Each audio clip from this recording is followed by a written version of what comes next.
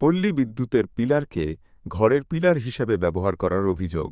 দাগনভূঞা পৌরসভার ৭ নং ওয়ার্ড কৃষ্ণরামপুর মোহাম্মদিয়া জামে মসজিদ আব্দুল করিম মিয়ার বাড়িতে আলী ইউসুফ দুলাল ঘর করার সময় পল্লী বিদ্যুৎ এর পিলারকে ঘরের দেয়ালের মধ্যে ঢুকিয়ে ফেলে ঘরের খুঁটি হিসেবে ব্যবহার করার অভিযোগ। যে কোন সময় ঘটতে পারে দুর্ঘটনা। ভুক্তভোগীরা দাগনভূঞা পল্লী বিদ্যুৎ এর জোনাল অফিসের ডিজিএমের নিকট অভিযোগ দিয়েছেন বলে তারা জানা যায়। ঘরের একদম দেয়ালের মাঝখানেই দাঁড়িয়ে রয়েছে একটি বিদ্যুতের খুঁটি।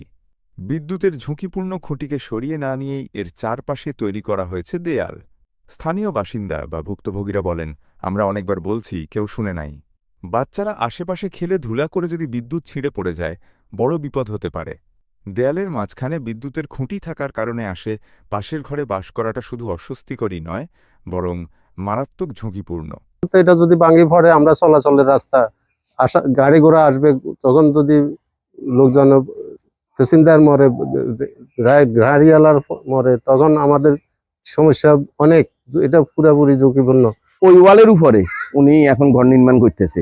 পাশাপাশি মনে করেন এখানে কি পৌরসভার অনুমোদন আছে কিনা, পৌরসভা কি অনুমতি দিছে কিনা যে বাউন্ডারি ওয়ালের উপরে আপনার পল্লী বিদ্যুতের খাম্বা নিয়ে ঘর করবে, এই ধরনের অনুমতি আছে কিনা এটা তো আদৌ আমার জানা নাই।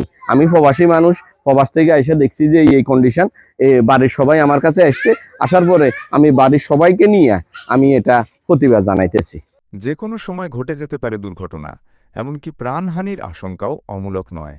ভুক্তভোগীরা পল্লী বিদ্যুৎ কর্তৃপক্ষের দৃষ্টি আকর্ষণ করছেন।